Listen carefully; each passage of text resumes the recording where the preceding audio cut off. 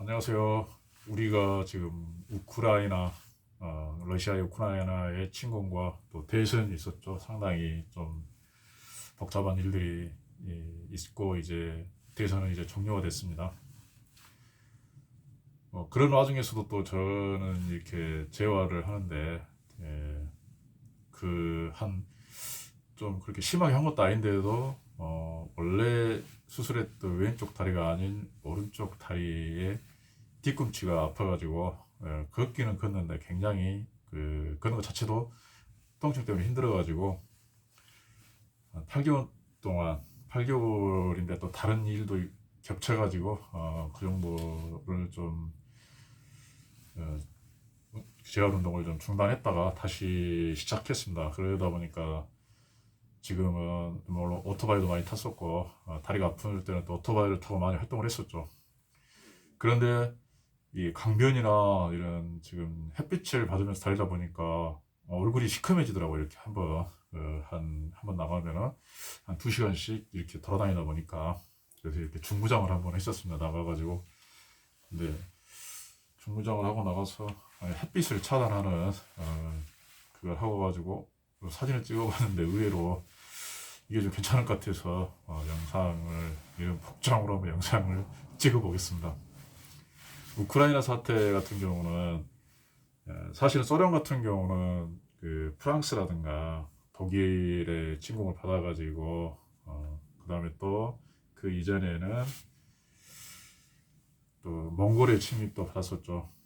그러다 보니까 이 분들 원래 러시아 사람들 같은 경우는 그래도 굉장히 저는 평화적이었던 사람이라고 생각합니다. 종교적으로도 원래 또 그리스 종교의 계통을 이렇게 믿고 있는 사람들이고, 네, 2차 대전에도 너무 많은 사람이 죽고 또 그래서 또 프레라타리아 공산주의 혁명이 일어나고 나서 지금 현재 오늘에 이르렀다고 생각합니다. 과거에 또 소련의 이성국가라는 동유럽 국가들의 자유화가 이렇게 진행이 되고 또 자기들과 전쟁하였던 독일도 동소독, 동독은 또 공산주의 국가였는데 거기도 소독으로 이렇게 같이 자유주의 국가가 되고 그 외에 소련의 연방이었던 국가들이 뭐 우크라이나, 뭐 카자흐스탄, 기타 뭐 여러 뭐 벨라루스, 리투아니아 뭐 여러 가지 많은 나라들이 있겠죠. 그런 나라들이 연방에 탈퇴해서 독립을 하게 되고 그러다 보니까 소련 같은 경우는 지금 이제 푸틴이 보면 약간 좀 우리가 생각할 때 자유민주주의 질서를 형성하고 있는 나라는 아닙니다.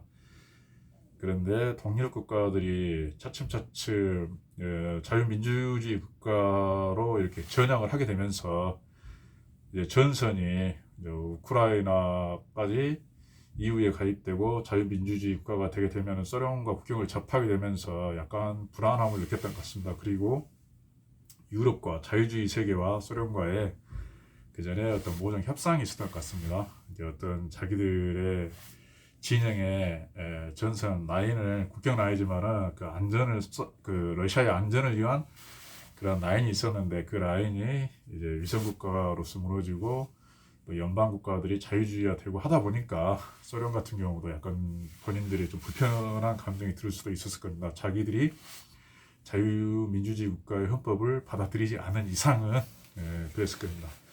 그리고 벨라루스 위에 나머지 그 조그만 유럽에 인구가 그렇게 많지 않은 나라들 거기가 굉장히 소득도 높고 좀 복지국가에 잘 사는 나라들입니다. 그러니까 자유와 어떤 물질적인 어떤 그런 기본적인 생활을 보장을 받고 그다음에 좀 이렇게 자기가 좀 더 행복한 삶을 사는 이런 나라들이 또 있고 하다 보니까 우크라이나 입장에서도 국민들이 우크라이나 같은 경우는 농산물도 풍부하고 토질도 좋은 데다가 그다음에 자원도 괜찮을 것 같습니다. 그리고 또 인물도 사람의 어떤 인물 자체도 어디에 내놔도 잘생긴 사람들 여자들도 이쁘고 이러기 때문에 그 나라 같은 경우도 만약에 자유주의 국가가 된다면 영토도 굉장히 넓기 때문에 아주 부강한 나라가 되지 않을까. 물론 요즘 보면은 땅이 큰 나라보다 작은 나라들이 더 잘 사는 것 같습니다. 유럽에서도 소련 연방에서 나온 그 작은 나라들이 소득도 높고 뭐 분쟁도 없고 그러는 것처럼 오히려 뭐 큰 나라들, 뭐 프랑스라든가 스페인이나 뭐 이런 나라, 포르투갈 이런 나라들 이런 나라들보다는 더 잘 살긴 하지만, 우크라이나 같은 경우는 지형적으로도 보면 자유주의와 공산주의 충돌, 그 다음에 또 중국에서도 상당히, 중국의 유럽 진출에서도 상당히 그 중요한 나라 중에 하나입니다. 이렇게. 그러다 보니까 전략적으로 충지가 되고, 그 다음에 미중 무역전쟁. 몇 년 전에 제가 그렇게 얘기했지 않습니까? 미중 무역전쟁은 간단하게 얘기할 게 아니고, 먼저 그게 자유민주주의 나라와, 그 다음에 그 자유주의 나라와 대립을 하는, 이념적으로 다루는 어떤 그 약간 체제가 자유민주주의를 받아들이지 않는 나라들의 갈등이고, 그 다음에 그 바탕에는 종교적인 이런 갈등이 있습니다. 그것이 이렇게 그 중국과 미국의 이렇게 충돌로 일어나고 있습니다. 이 와중에 러시아가 이제 우크라이나를 이렇게 침범하게 된 것이죠. 왜냐하면 어차피 러시아가 생각하기에도, 러시아도 자원도 풍부하고 그렇지만은 이 중국이 만약에 또 옛날 과거 러시아처럼 무너지게 되면 또 다음 탑에 러시아도 자유주의의 어떤 그 경향을 띠게 될 수밖에 없습니다. 국민들도 그렇고 또 대립을 할 수밖에 없습니다. 보통 자유민주 국가들 간에도 가끔 우리가 지금 생각할 때 이건 분명한 얘기들이고, 지금 현재 학계에서도 얘기를 했었습니다. 학계에서도 얘기를 하고 다 알고 있는 사실들입니다. 왜 그러냐면 자유민주주의 국가 간에는 전쟁을 하지 않는다는 전제를 깔고 있어야 됩니다. 우리가. 저도 여러 번 얘기했었죠. 그 전에. 저도 그렇게 생각을 하고 있었습니다. 왜냐하면 저도 과거에 그런 나름대로 법과 정치에 대한 것을 읽으면서 종교에 대해서 관심을 갖다 보니까 그러한 경향들을 알고 있는데, 지금 우리 국민들 같은 경우 그걸 모르고 있습니다. 지금 자유민주주의 국가들 간에 전쟁이 없는데 언제부터 없느냐 하면은 2차 대전 이후입니다. 6.25 전쟁. 6.25 전쟁 이후. 그때부터는 자유민주주의 국가 간에는 전쟁이 발생하지 않고 있습니다. 그 이전에는 많이 정말 오히려 더 치열하게 전쟁을 많이 했었죠. 독일과 프랑스가 독일과 영국과 프랑스, 또 미국과 미국과 하여튼 그다음 미국 국내에서도 그런 것들이 굉장히 많이 있었습니다. 1, 2차 세계대전 유럽에서. 그 이후로는 자유민주주의 헌법이, 평화헌법이 정착되고 나서는 절대 자유민주주의 국가가 이런 전쟁을 하지 않는다는 것입니다. 그런데 이러한 관념 없이 우리는 주변 국가들을 이러한 헌법적 관념이 아닌 과거 50년 이전에, 1950년 이전의 국가들로 생각하기 때문에 적과 아군은 이렇게 구분이 잘 안 되는 것 같습니다. 그래서 법률로 봐야 된다는 것이고, 그 다음에 우리가 이번 선거에서도 분명히 느낀 건, 저는 이제 선거 보면서도 제가 강주지 않습니까?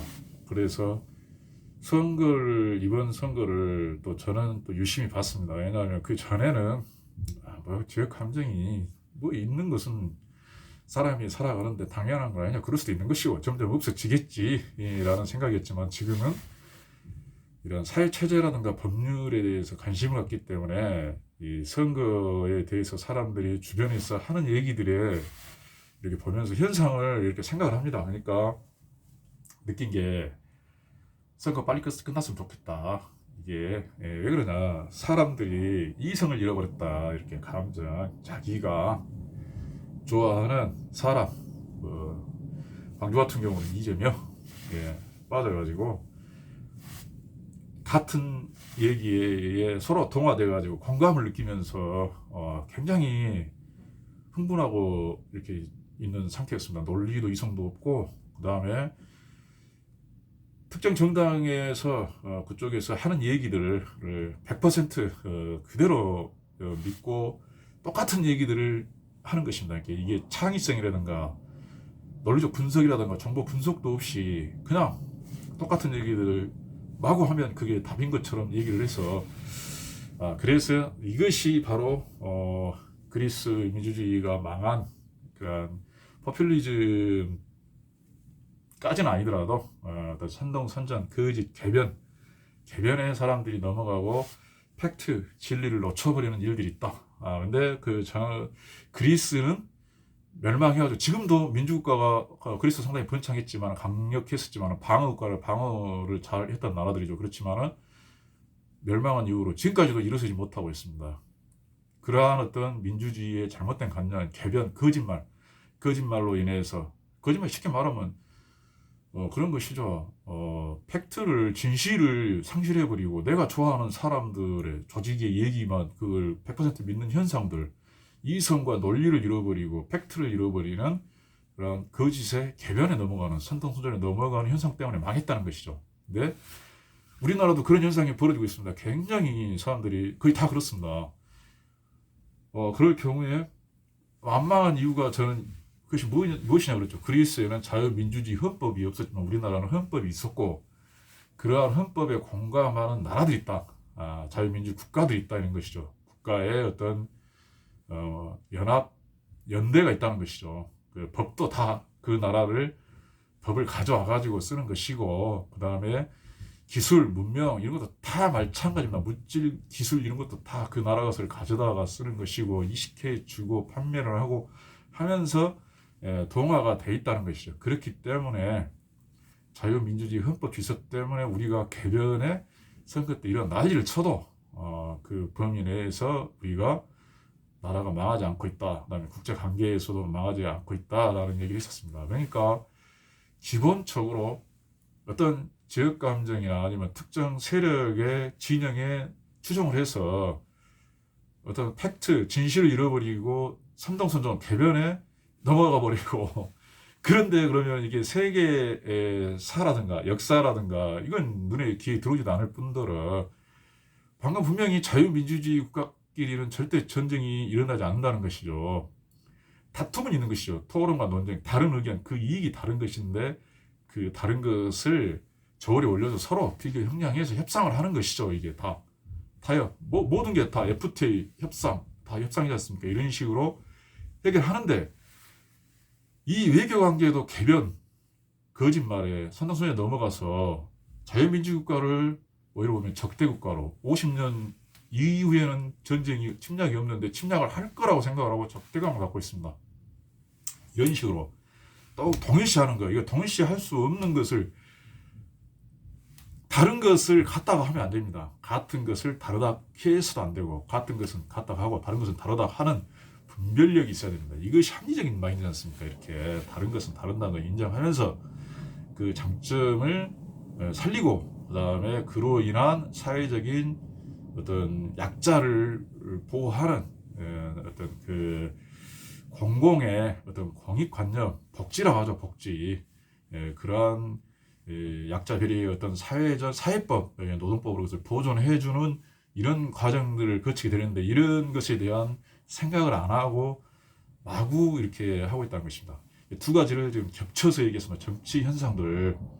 그래서 처음에는 정치에 대해서 얘기를 하다가 나중에 얘기를 안 했었죠. 왜냐하면 이 선거 기간에 이런 얘기를 하면 사람들이 화가 나서 이걸 듣지도 않습니다. 왜냐하면은 양쪽 진영을 비판하는데 양쪽 다 듣지를 못하는 것이죠. 왜냐하면 분노를 하기 때문에 내가 생각하는 개변도 자기는 팩트라고 생각합니다. 그걸 진실이라고 생각합니다. 그게 사이비의 그 대표적인 겁니다. 종교하고 정치가 위험한 것이 단순합니다. 이게 어떤 자유민주 질서, 헌법 질서 전체의 인류나 아니면 우리 국민 전체 다른 사람들의 어떤 조화로운 법률 체계보다는 특정 정당이나 특정 사람을 절대적으로 옳다라고 믿는 것, 그 다음에 그 사람이 우리를 구원해 줄 거라고 믿는 것, 이것이 그 사람이 우리의 영혼을 구해주고 영생을 줄 것이라고 믿는 것이 종교적인 사입이고, 그 다음에 그걸 떠나서 그냥 나는 나의 진영이나 나의 지역이나 혹은 뭐 이런 것에 맞춰서 이 사람은 옳고 저 사람은 그러다고 생각하는 그것이 정치 사입이고 그것이 개변이고 그것이 어찌 보면은 민주주의를 파괴하고 나라를 멸망하게 하는 것이지만 우리가 이미 합의한 전체 헌법 질서가 우리 생활을 규제하고 있지 않습니까? 규제하지 않습니까? 민법, 민사관계 어떤 분쟁 해결, 형법, 어떤 범죄 해결, 어떤 정치 문제, 정치 조직의 문제를 다 법으로 하고 있습니다. 그런데 그럼에도 불구하고 이 정치인이라는 사람들이 어떤 그 전체 국민 의사의 다름이나 이런 걸 떠나서 단순히 이기기 위해서 그 사람들도 마찬가지로 제가 봤을 때는 본인들도 거짓말을 하면서 자기도 그 거짓말을 진실이라고 믿는 거, 그 질병이 있다고 그랬으니까, 허언증이라고 그랬으니까, 그런 것처럼 이게 다 개변에 빠져 있는 것입니다. 그래서 정치가 후진적인 것입니다. 그래서 저는 이런 정치는 양쪽 다 박살 내버려야 된다라고 생각했는데, 지금 또 무슨 얘기를 하고 있습니까?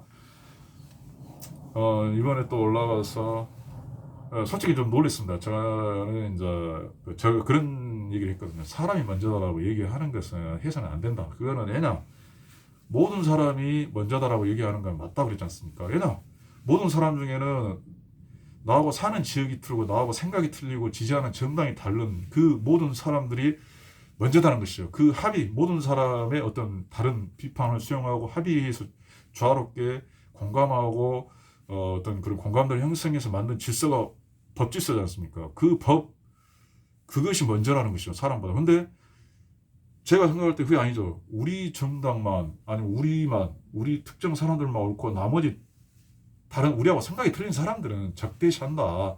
이런 식으로 사람이 먼저다. 이런 식으로 우리는 깨끗하고 정의롭다. 법 어떤 정치자금법 위반이라든가 기타 선거법, 기타 뭐 정치 관련 어떤 법 위반을 하더라도 법이 잘못되고 법을 운영하는 검사가 잘못하고 판사가 잘못했지 우리는 잘못한 거 없다라고 생각하고 법 위에 올라가는 거. 모든 사람보다는 특정 세력 조직이 자기들만 정의롭고 나머지를 부인하고 법 위에 있는 것이 저는 이게 독재다. 그것이 우익 독재고 그게 나치즘이고 그다음에 이게 공산주의다라고 얘기를 했는데 이제 그런 식으로 하는 발언에 사람이 먼저다라는 말을 분명히 해줘야 되는데 그 자유가 들어가지 않으면 이게 그런 것입니다. 이렇게 법에도 법치주의에도 법아에 사람이 있는 것도 형식적인 법 아래에 있는 거하고 실질적으로 있는 거하고 좀 다르지 않습니까? 형식적인 법치주의 위반이 뭐냐면 형식적으로 우리 특별한 사람을 처벌 못하게 법을 만들어버리는 겁니다. 의회 다수결로.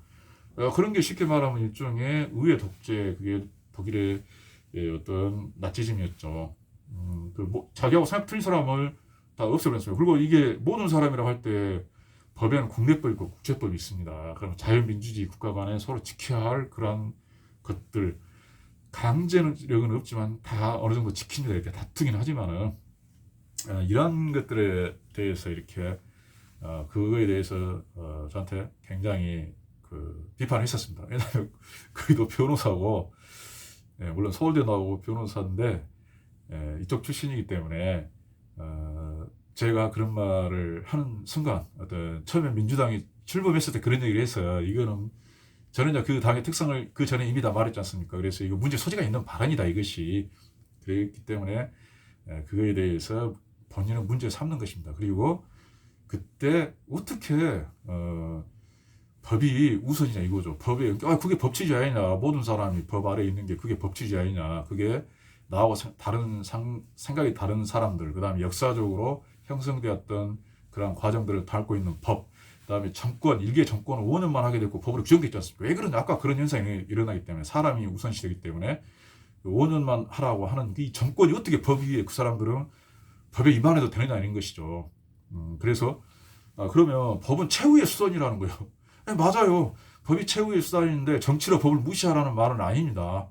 정치를 자유롭게 하되 정치적인 그 표현의 자유라든가 결사의 자유라든가 그 다음에 또 정치에 대해서 참정권이라든가 아니면 공무 단임권이라든가 자유는 다 있습니다. 자유는 당연하죠. 법보다 그런 자유들이 먼저죠. 그렇지만 최후로 규정한 합의 지켜야 될 그 법은 지켜야 될 거 아닙니까?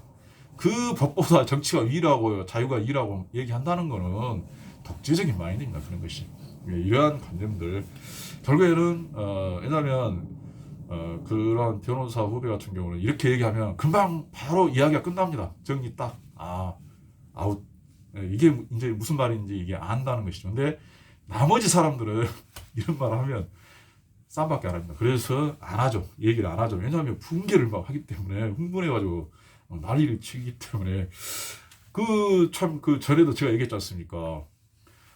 지가 기분 나빠고 성질 내면 나도 너하고 생각이 틀리다 해갖고 네가 성질 내는데 네 마음대로 왜 나한테 성질을 내라는 거죠. 나는 성질을 안 내고 있는데.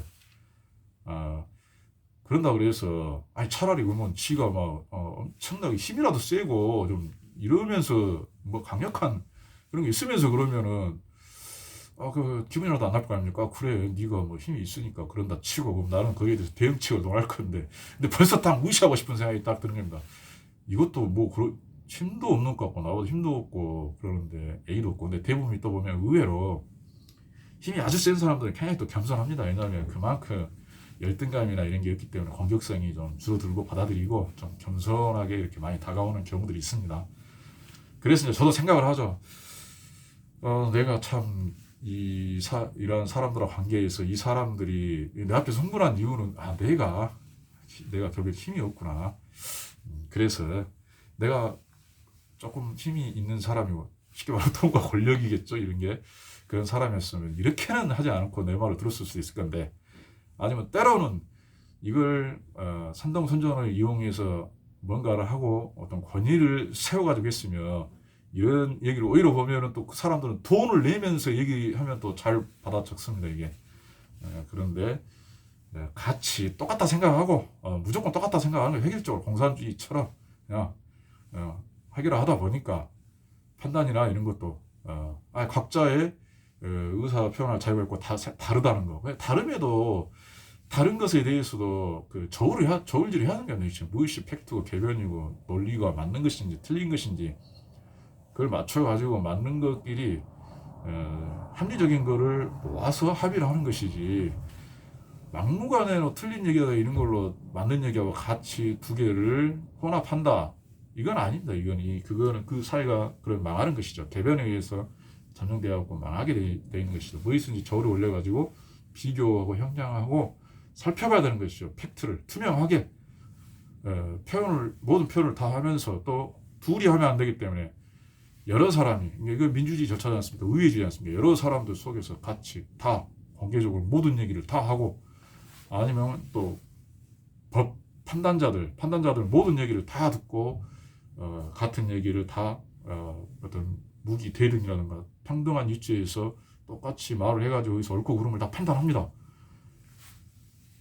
분명히 뭐 그렇잖아요. 뭐 강간한다거나 살인을 하면 법적 판단을 받는 것이고 비난을 받게 되어 있습니다. 이것이 그러면 그래도 그 경계선상이 있고 그런 것이고 또 그에 대해서 여러 가지 사람들 도덕적인 것들도 있고 양심적인 것들도 있고 또 품위가 있고 이런 것입니다. 사람이 이런 걸 모든 걸 무시하면서 항상 깡그리 무너뜨리고 어떤 질서와 그런 거 없이 마구마구 얘기한다는 건 이건 잘못이죠. 지금 얘기가 상당히 많이 삐뚤어졌습니다. 그래서 우크라이나 같은 경우는 이 사람들이 굉장히 자유를 상당히 추정을 합니다. 그래서 잘 살고 싶은 생각, 자유롭게 살고 싶은 생각, 풍요롭고 살고 싶은 생각, 행복하게 살고 싶은 생각, 내가 존중받으면서 살고 싶은 그런 생각들이 강하다는 것이죠. 우크라이나 국민들이. 그리고 이제 미국 같은 경우도 사실은 그렇습니다. 이렇게 미국이나 나토가 참전을 안 하려고 하죠. 또 안 하려고 하는 것이 어떻게 보면 소련이 무서워서 안 하려 한다라고는 생각하지는 않습니다. 핵이 무서워서 안 한다 그렇게 생각하지 않습니다. 그 사람들은 더 큰 걸 보고 있습니다. 이렇게 침략을 하게 되고 그러면 전쟁에서는 사실 그 국민들의 항전 의지, 이게 국민들이 분열이 안 돼 있어야 되는 것이죠. 소련을 추종한 사람들하고 나토를 추종한 사람하고 이게 나눠졌었다 절반으로. 그러면은 소련이 탱크를 몰고 들어오면 우크라이나를 무너지게 돼 있습니다. 그러면은 오히려 소련을 추종하는 사람들이 많으면 나토나 미군이 군사력으로 개입할 수가 있습니다. 쉽게 말해서 소련의 침입하려는 것을 이미 미군은 알고 있었는데 나토하고 미군만 우크라이나 주둔시키면 소련은 먼저 들어오지는 않습니다. 이게 들어오기 어렵습니다. 이게. 그렇지만 일단 주변에다 대비는 하고 놔두는 것입니다. 그리고 만약에 미군이 들어갔을 때 이러한 경우 아까 말한 나뉘었을 때 들어갈 거 아닙니까? 어떤 혼란스러운 과정 속에서 근데 이거는 안 들어가도 어떻게 우크라이나를 병참, 무기라든가 돈, 그게 제일 중요한 거예요. 전쟁에서는 원래 경제력이 전쟁이고 군사력이지 않습니까? 그걸 지원해준다. 그게 또 국민들이 일치 단결이라는 거는 60% 이상, 70% 정도 되면 일치 단결입니다. 이게 뭐 50대 50이나 이렇게 됐을 때 그냥 문제 되는 것이죠. 그러한 어떤 그 소련에 대한 항전 의식이 분명히 있기 때문에 그 소련의 어떤 같이 전쟁을 하면 힘으로만 이렇게 하다 보면 소련군도 물론 많이 죽고 미군도 많이 죽고 우크라이나에 보면 어떻게 더 많은 사람들이 희생될 수도 있습니다. 그러면 최소화할 수 있고 그다음에 소련 같은 경우 이제 소련에 대해서 보면 이제 경제적 이득이 이제 굉장히 많은 거죠. 왜냐하면 뭐 금융 어떤 결제망에서 퇴출시키면서 아니면 스위스 같은 경우도 뭐 비밀 거래 계좌를 이제 압류해버리고 그러면은 엄청난 경제적인 부와 이득을 일단 챙깁니다. 유럽에서 미국이나 뭐 이런 나라들이 그러면서 이제 항전 의지가 분명히 있기 때문에 거기에 무기와 병참 식량을 계속 지급해주면은 소련은 이게 버티기 어렵습니다. 그 다음에 국제적으로 비난을 받게 되고 그 다음에 더욱이 중요한 게 지금 자유민주주의 국가와 중국과의 어떤 그 경제 전쟁인데 사실은 종교 전쟁이고 이념 그 자유민주주의 질서와 그 외의 질서의 어떤 체제의 경쟁이지 않습니까? 그랬을 경우에도 유럽이 그전에는 이러한 어떤 중국이라든가 인식이 조금씩 바뀌고 있었습니다. 왜냐하면 그분들도 그 사람들도 이제 중국이라는 나라가 어떻게 전 세계에 영향을 끼치고 있는가를 이제 인식했기 때문에 뭉쳐 있었지만 그 틈을 이용해서 러시아가 들어옴으로 인해서 유럽이라는 나라들이 자유민주 국가들이 단결을 하게 되었습니다. 이제 그 다음에 그 미국도 마찬가지고 그 다음에 중립국들도 마찬가지인데 이제 위태롭게 느낀 거죠. 이게 트럼프가 분명히 얘기했었지 않습니까? 왜 우리가 유럽을 지켜야 되느냐? 유럽은 너희들이 지켜라. 소련은 너희들이 지켜야 하는데 이 말을 안 들었죠. 독일 같은 경우도 엄청 강국이었는데 탱크도 보통 뭐 한 2,000대 이렇게 되는데 200대까지 축소하고 군비 축소해버렸다고 그러지 않습니까? 소련을 보면 이제 그 고르바초프 이후에 푸틴이 등장해가지고 이런 행위를 할 거라는 것을 미처 너무 먼 일로 생각한 거죠. 우크라이나도 마찬가지로 엄청나게 군사력을 감축하고 그걸 잘 사는데 이렇게 써버리다 보니까 그래서 트럼프는 자꾸 무장을 하기 위해서 무장을 시작하려고 하고 있었습니다. 10년 안에 무장을 한다 이런 어떤 그 아마 오바마 때부터 그런 관점이 있었던 것 같습니다. 그런 와중에서 이게 이제 촉발이 된 겁니다. 이제 그리고 우크라이나 같은 경우도 만약에 이제 우크라이나가 어떤 자치적으로 항전을 해가지고 소련을 물리쳤다. 그리고 우리가 자유민주주의 국가를 세우면서 이제 자유민주주의 국가의 최선봉에서 개발을 하게 된다. 그다음에 중국을 견제한다. 그러면 우크라이나 같은 경우는 이게 굉장히 지정학적으로 중요한 나라가 되기 때문에 이 나라 무역을 하려면 이 나라와 무역을 하게 되고 투자를 하려면 이 나라에 투자를 하고 공장을 지으려면 이 나라에 공장을 지어서 어차피 임금도 저렴한 나라가 똑같다 이거죠. 그러면 거기에 지어서 이 나라를 번영하기 위해서 자유민주주의 국가에서 군대를 무장하고 최전선에 세워두는 겁니다. 그러면 우크라이나가 만약에 그렇게 무장을 한다. 잘 산다. 그런 동맹관계 확고한 이런 자유민주주의 국가의 어떤 일선에 선다. 그러면 이 나라는 아무도 못 건들 뿐만 아니라 굉장히 잘 살 수 있습니다.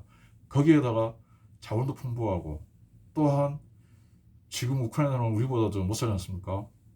인물도 좋지 않습니까? 하드웨어도 굉장히 좋습니다. 이게 얼굴도 이렇게 잘생겼고 그다음에 고려인들도 많고 동양인들도 있는 데다가 그래서 우크라이나도 결국에는 자유라는 거는 스스로 피를 흘리면서 스스로 힘으로 쟁취하지 않으면 그 가치를 모르게 됩니다. 근데 이걸 만약에 이 나라 국민들이 스스로 정말 목숨 걸고 그런 죽어가는 사람들이나 이걸 역사에 인식을 하게 되고 물론 더 중요한 병참과 그 다음에 무기와 하여튼 그런 종류들은 유럽이나 미국에서 지원을 해주죠.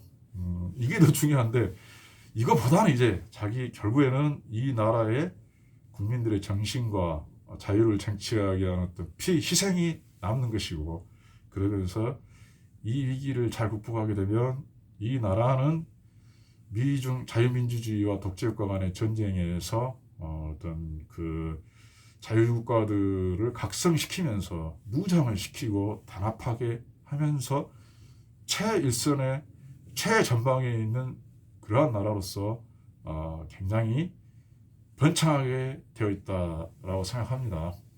그래서 우리도 항상 용기를 가져야 됩니다. 이렇게 살아갈 때 두려워하면 안 됩니다. 이렇게 평화를 구걸하는 건 아니죠. 주변 얘기라든가 잘 보면서 자기가 항상 스스로 나보다 더 강한 상대일지라도 어떤 그 무력으로 위협을 했을 경우에 굴복하지 않는 정신이 중요합니다. 이게 항쟁하고 우리도 이런 것을 우리가 보여줘야 됩니다. 이렇게 단합된 모습. 옛날 우리처럼 대원군과 고종과 민비와 그 다음에 뭐 관료들과 백성들이 다 이렇게 사분 오열해가지고 누구는 러시아 편, 누구는 일본, 누구는 중국, 청나라, 뭐 누구는 뭐 옛날에 조선, 뭐 그 과거에 이런 거 집착하고 이래 서로 의견 통합 못하고 싸우고 하다 보니까 결국에는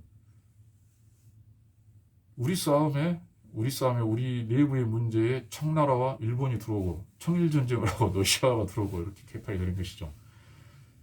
지금도 분명히 알아야 될 것은 우크라이나가 가장 그 지금 요구하는 게 무엇입니까?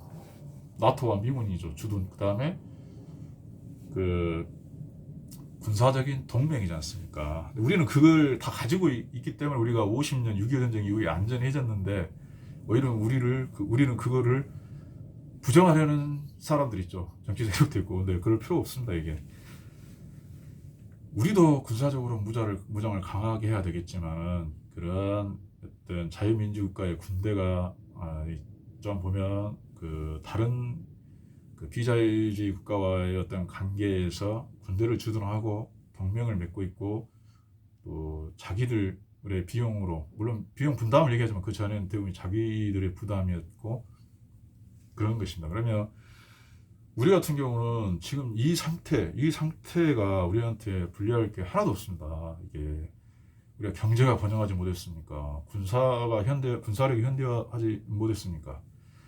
자유가 없었습니까? 아니면 뭐 그러지 않습니까? 모든 것이 우리가 봤을 때는 발전적이고 어떤 그 미국의 수타를 받고 있지는 않지 않습니까? 그러면 현상 유지가 우리한테는 맞는 것입니다. 이게 유럽처럼 독일처럼 그래 미군이 들어와 있으면 거기는 자기들은 오히려 보면 군대도 없애버렸지 않습니까? 왜냐하면 그걸 아까우니까 쓸데없는 돈 쓰다 생각해가지고.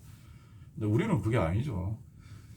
우리 지금 이 시대가 산업화 시대가 되다 보고 뭐 AI하고 나오고 하다 보니까 취업 문제도 있고 그러는데 그냥 막 국가에 돈을 나눠줄 생각하지 말고 그럴 때는 군대를 양성해가지고 군대에 취업시키면 되는 것입니다. 그러면 우리나라도 강해지고 또한 그러한 어떤 그런 역할을 세계적인 질서 속에서 하게 되면은 무역이나 이런 데도 상당히 이점도 많고 강한 어떤 자유민주주의 국가들과의 충분한 의사소통 우리가 불리하지 않다면은 그걸 따라간다면은 우리는 계속 번영을 할 수 있는데 굳이 이걸 뭐 부인하고 뭐 괜히 자존심이나 이런 걸 따질 필요가 없습니다. 이렇게 그리고 두려워할 필요가 없습니다. 이렇게 강력한 군대가 들어와 있는데 절대 침입하지 않습니다. 이거는 역사상 이건 당연한 겁니다. 이렇게 특히 동맹이 강력하고 무장이 강력한데 예부에 침입이 있다. 이건 정말 있을 수 없는 일들입니다. 그리고 핵도 너무 두려워할 필요가 없습니다. 이렇게 뭐 전에도 얘기했지 않습니까? 파키스탄 핵 있지 않습니까? 인도 우리가 자산가 아니죠. 러시아 핵 있지 않습니까? 핵 있어도 보면은 지금 우크라이나의 전쟁에서도 결과는 어찌 될지 모르겠지만 저 같은 경우는 러시아가 이길 수 없다고 생각합니다. 물론 러시아가 키예프를 점령할 수 있지만 점령한다고 끝날 일이 아닙니다. 거기는 점령해가지고 얼마나 버틸 겁니까? 왜냐하면은 군대가 뒤로 빠졌다, 이걸 패전했다 이건다. 그럼 뒤로 빠질 거 아닙니까? 빠졌을 경우에 그러면은 만약 국민들이 동조를 안 해준다, 군대 주둔을 계략국가를 세울 수 없다. 그러면 그 영원히 군대를 거기다 세워놓고 뭐 군인들이 농사지어서 거기서 먹고 살면서 병참을 다 해줄 겁니다. 해줄 겁니까? 거기다가 또 이 인프라 인력이 있는데 우크라이나 같은 경우는 이제 전 세계에서 지원을 해준다 이거죠. 병참을. 그러면 이 사람들은 어떤 그 쉽게 말하면 뭐 군수 공장을 폭격해버리고 막 뭐 이러면은 그 전쟁에서 이기지 않습니까? 근데 그것도 아니고 그걸 받으면서 저항하면 소련이 오히려 키이우를 점령하고 도시를 점령하면 더 힘들 수 있습니다. 그 나라에 자기들이 맞는 정권을 세우고 그 질서로 자기들을 추정해주지 않으면 거기에 머물렀을 때 어떻게 생산할 것이며 계속 군비를 써야 되고 그 다음에 계속 지원을 받는 무기로 때리고 파괴되고 했을 때 무기 생산이나 이런 능력이 되나 이거죠. 경제 제재를 받고. 그러니까 이런 걸 생각해야 됩니다. 이게 전쟁은 단순한 군사력만이 아니다 이런 것이죠. 경제력이 중요하고 병참이 중요하다는 것이죠. 그 다음에 그쪽에 지배하려는 사람들의 동의가 중요합니다. 이렇게 최소한 절반은 동의해줘야 전쟁에 가치가 있고 승리를 할 수 있는 것이 거기에 60~70% 사람들이 동의하지 않고 강렬하게 저항해버린다. 그러면 그 나라는 절대 지배할 수가 없습니다. 이것을 우리가 이번에 분명히 인식해야 되고 나를 법관념 반드시 잘 형성해야 되고 그 다음에 지금 또 엉뚱한 얘기가 있습니다. 이렇게 정치인들 힘 있는 사람들은 범법을 해도 법률을 위반해도 그 처벌하면 안 되고 용서한다고 말을 하는데 그런다면 우리 국민도 용서를 해야 됩니다. 강간, 사기, 강도 없어서 했으니까 때로는 살인도 형평에 봐가지고 봐줘야 될 거 아닙니까? 왜 정치인만 봐줘야 된다는 겁니까? 다 처벌해야 된다. 그래야 깨끗해집니다. 물론 이 처벌이 지금 현재 모든 사람이 그런 범죄를 저지르고 있다 해가지고 봐줄 수는 없는 겁니다. 왜냐하면 걸리는 사람이라도 처벌해야 됩니다. 불법의 평등을 국가에 주장할 수는 없습니다. 살인자가 만약에 왜 살인을 했는데 나만 처벌하냐 이거죠. 다 다른 사람들도 범죄 저지른 사람들 다 잡아 넣어라. 그러면 분명히 지금도 보면은 살인뿐 아니라 다른 범죄들도 못 잡는 범인들도 많습니다. 그런 범인들을 못 잡았기 때문에 나도 처벌받을 수 없다라고 생각하는 거 이게 불법의 평등이지 않습니까? 이거는 주장할 수 없습니다. 이게 정치인들이 주장하죠. 그 추종하는 세력과 말도 안 되는 얘기들입니다. 그러니까 이런 부분들을 잘 생각해야 한다 이거죠.